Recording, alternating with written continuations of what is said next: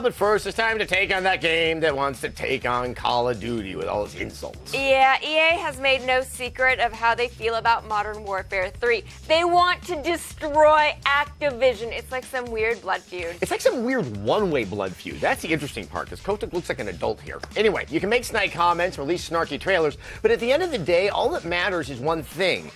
Is Battlefield 3 any good? Let's find out. Here's the first part of our review, which focuses on the game's campaign. Get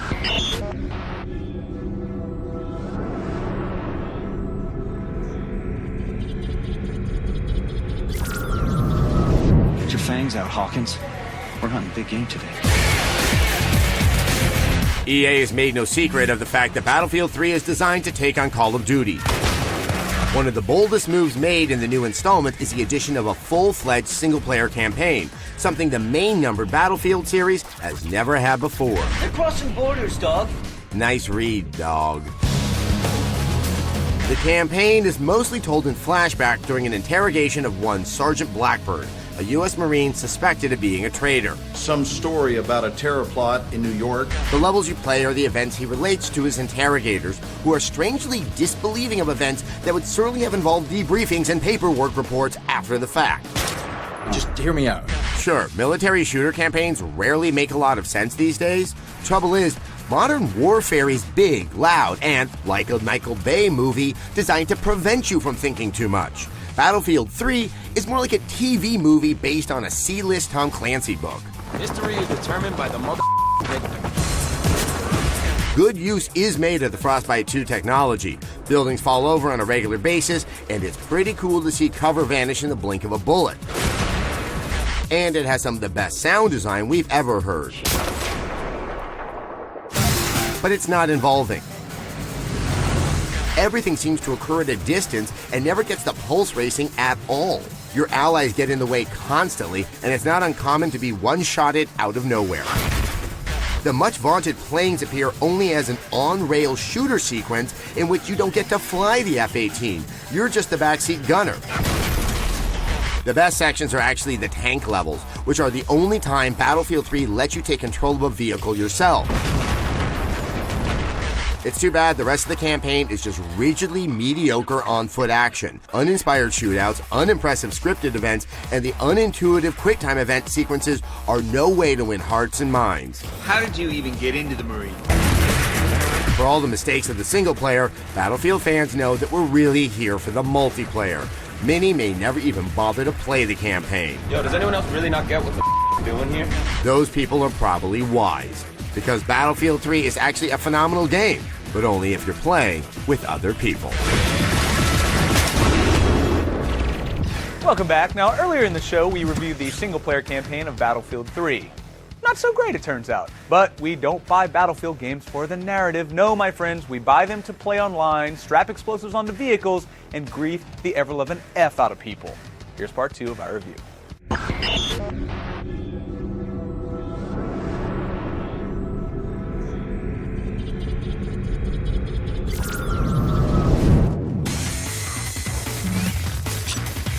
Battlefield is not about the campaign. This series is all about playing with other people in huge online skirmishes that involve every aspect of warfare possible, and Battlefield 3 is no exception.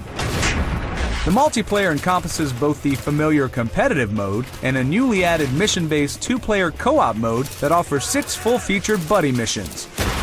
They're fairly lengthy and offer good variety, and you can use the weapons you unlock in competitive multiplayer. Overall, a very cool addition to the series.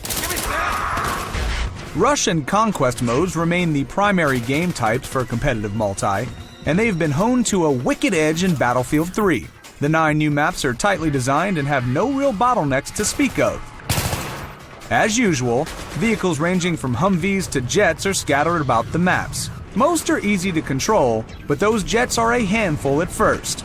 Since the campaign lacks any piloting opportunities and there's no way to create a solo game to tool around in, you're stuck trying to learn the ropes while under live fire.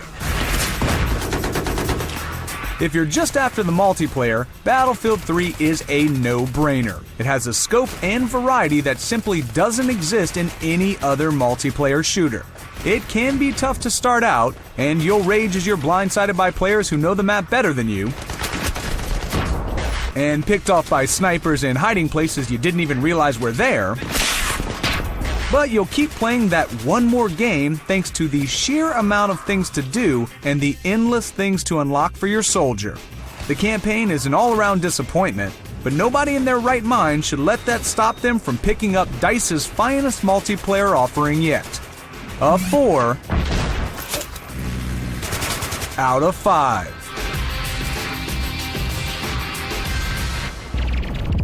So how do I put this? Some of you are very vocal about how you think Battlefield should have been a 5, and we can hear you. Right, now understand, he said vocal, not articulate, he said vocal. There's a difference. But here's the thing. As much as the multiplayer is top-notch, Battlefield awesomeness, the campaign is completely unnecessary. You almost have to do the comparison to what Call of Duty is like, and people have debated the merits of the Call of Duty campaigns. This really, it just kind of flatlines. It's very exciting what's going on, but I just couldn't get engaged. The multiplayer, on the other hand, I'm like, wow, whoa, and there's a sense of invention and fun and excitement every time I was playing it. And that is, in and of itself, the core of the score. We Right. cannot judge a game like this based on its multiplayer, especially when they've talked so much about how engaging the single-player campaign is going to be. And think of how interesting it would be without a number. Exactly.